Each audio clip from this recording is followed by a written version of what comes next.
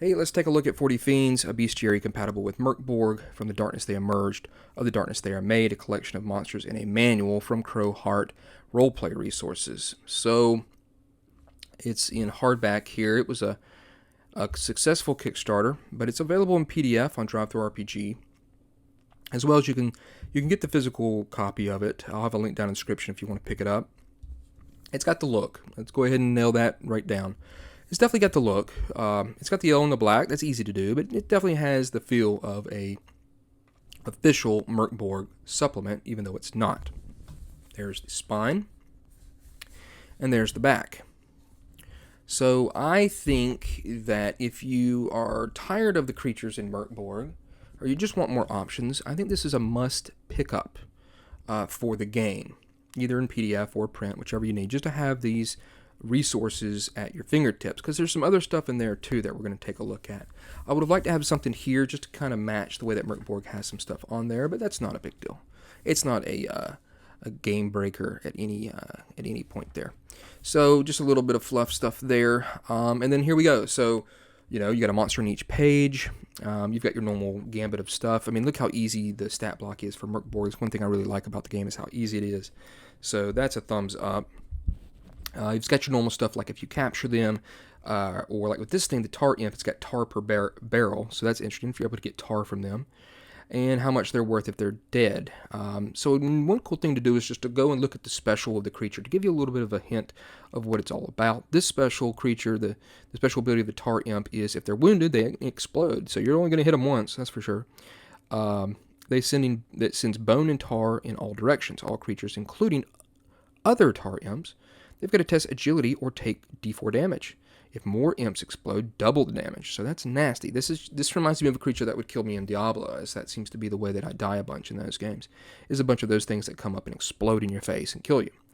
But one thing it does really well is it gives you a good sense of trying to put them squarely in the world of Mörk Borg with some of its flavor text, and I think that's very good. So I'm not going to go through all these creatures here. Y'all don't want to sit here and hear all that. I just want to show you some of the art, the way it looks, why I think it is worth picking up. Some of the pictures of the creatures are just kind of like a headshot, but you've got to change it up. They're going for that death metal doom art house style look to match Mörk Borg.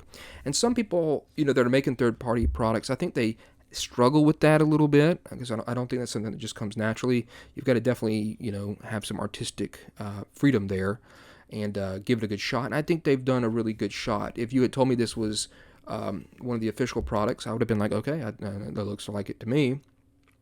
This creature here, the Enviate, it says, anyone lashed by the Thorn Whip tests toughness DR8, or a random finger is torn free and absorbed into the Enviate's body. The Enviate gains 2 hit points. So that's very neat. So, what do we have? We've got an interesting piece of art that's very Mörk Borgish, if that's actually a word. You've got a thing that kind of sets it in the world. You've got your normal type of dead or captured or a piece of them sold, and a neat special ability that makes it, cool and creepy. So it's firing on all barrels there. So some neat stuff. This guy needs some Neosporin or something on that face. He's got some problems there.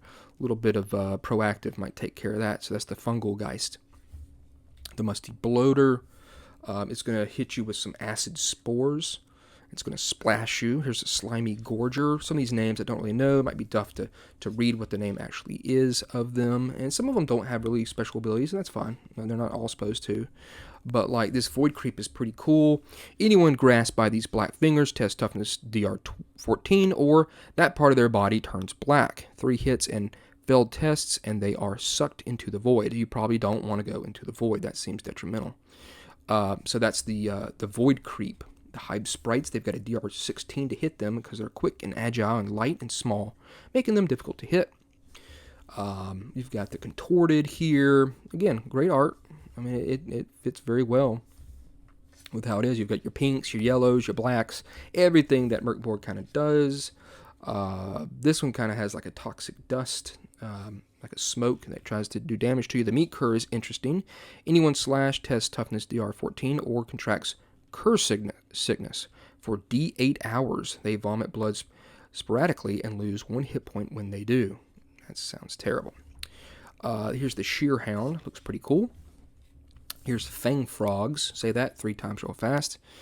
They're going to try to clamp down and bite you with their fangs, so that's appropriate. Acid apes look pretty weird and wild. I like that. And then here's some more dudes. The shank fowl. That's a good name. I like that. That's a good name. We got the worm mare. 29 hit points. This guy is interesting looking. You got the trunker, who's pretty much a huge hulking beast that hides in the forest, taking on the form of ancient twisted black oaks. I think that's great. It's got 40 hit points, pretty nasty. Its claw and bite does D8, and of course in Mörk Borg, that's a lot of damage. And their hide's a D4. And if you can kill them, maybe 150 silvers coming your way, stuff like that. So it's working. The flesh abomination is good.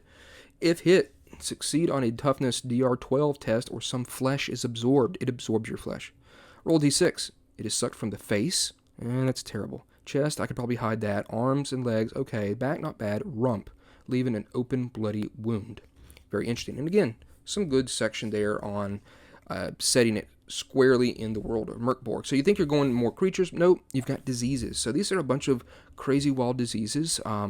Again, having some good feel for the Mörk Borg world, how you contracted it, the occurrences of it, and then the treatment. And like the treatment of this right here, it can only be treated by King Sigfum's high chemists working in the palace in Grift.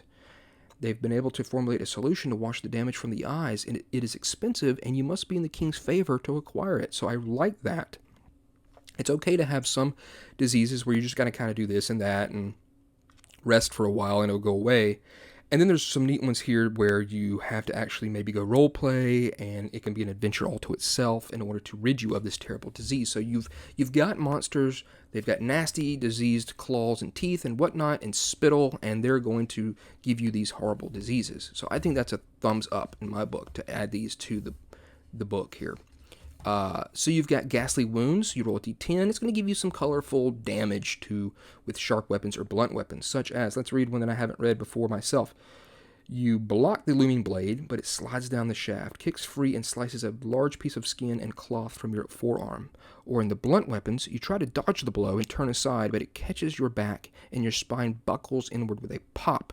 You cannot feel your legs as you collapse forward. So just colorful, visceral damage.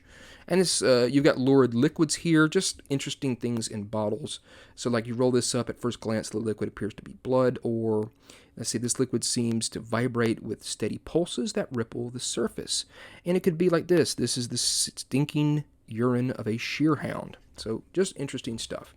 This thing here is just kind of wild things. You roll a d12. It says, you recall a wild man ranting in the street. His words were nonsense, but now make sense in the moment. Or you watch as one of your companions burst into blue flame, casting cold light around the space. They seem unaffected. How long will it last is uncertain. So just kind of some bizarre things that happen. Here you've got Sundering Tempest and Parasite appears.